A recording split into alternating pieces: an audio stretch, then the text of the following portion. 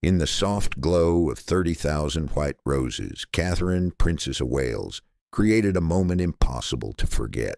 Not through speeches, not through camera flashes, but through silence filled with meaning.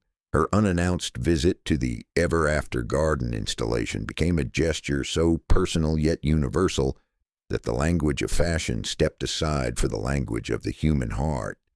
Each of these luminous roses placed at Duke of York Square carries a dedication to someone no longer beside us. The princess added her own message, handwritten, simple, and piercing, in love and memory of all those who have left us due to cancer. These words, signed only with the initial C, revealed a new dimension of her public image, where royal status dissolves into genuine humanity. Friends, please subscribe and leave a like. It helps our channel grow. And write your city. We're curious where our viewers live from.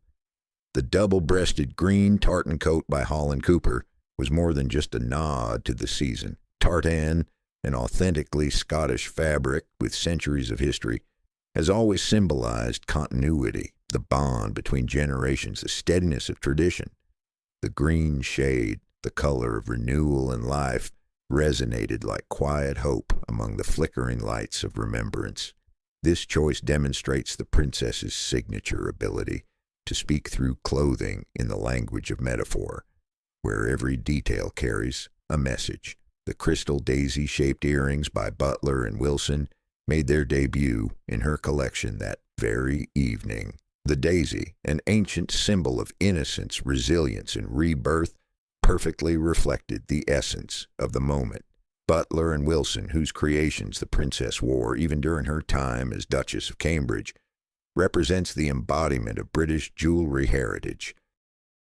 Choosing this particular brand for an evening of memory and hope demonstrates the thoughtfulness of every element in her look, where vintage aesthetic meets contemporary sensibility.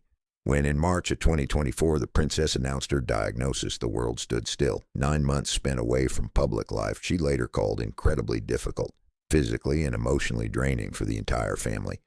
Treatment at Royal Marsden Hospital, where she now serves as joint patron alongside Prince William, transformed the medical institution into a place of deeply personal significance. The charitable installation raising funds for this center became for her a space not just of solidarity, but of living understanding. The path of gradual return began with a June appearance at the Trooping the Color ceremony, followed by attendance at the Wimbledon final. Each outing was carefully measured. Completing chemotherapy in September opened a new chapter. The autumn months brought a series of deeply emotional encounters, a visit to Southport to families affected by tragic events, embraces with young photographer Liz Hatton, also battling cancer. These moments of human connection, extending beyond protocol, showed how personal experience transformed the very nature of her service. The December Together at Christmas concert at Westminster Abbey, the fourth under her organization, marked a return to tradition, but it was the quiet visit to the Garden of Glowing Roses that revealed the true depth of the changes that had occurred. The message she shared on social media sounded like poetry.